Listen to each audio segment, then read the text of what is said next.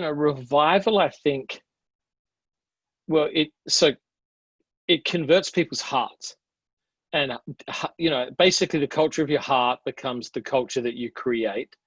Van Til said, religion, culture is religion externalized. And so when God renews a heart, it just cares about different things. It wants different things. It has different habits, practices, beliefs, builds a different kind of culture. When that happens at scale, you get large societal shift. And so, you look at the outpourings of the Holy Spirit, the Welsh ones, very, very famous for the decline in what happened in regards to crime and conversions. I think Finney in Rochester may be the most extraordinary account of the conversion of a society. Basically, crime disappeared.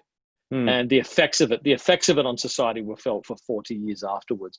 And so revival is to me, the root of most of the justice and systemic change we long for would be accelerated through an outpouring of the Holy Spirit.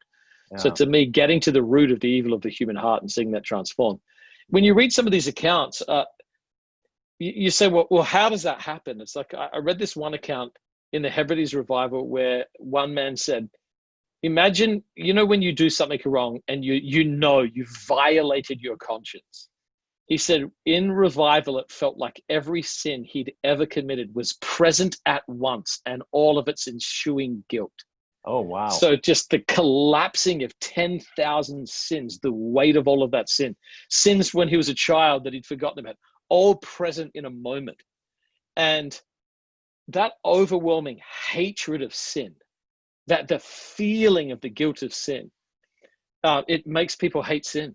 And so when they experience the wonder of the cross, they lose their appetite for those former things. So that's what produces much of the Reformation. They want different things now because they have not sort of a sophomoric or a cultural understanding of sin, but a deep, deep hatred of it and a desire to build a different world.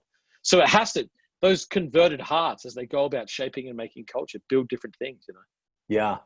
So it sounds like in revival, it heightens both the, when Paul talks about in Romans, our sin is great, but his grace is greater, sounds like it heightens the sin, but then it even more hyper heightens the sense of the power of the cross to forgive and to wash us clean.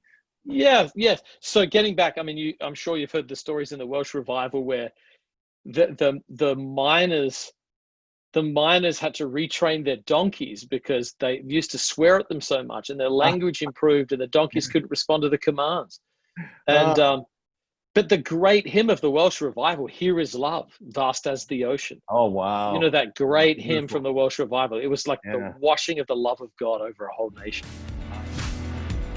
If you enjoyed this conversation from the Monday Morning Preacher podcast, discover the full episode at preachingtoday.com/podcast.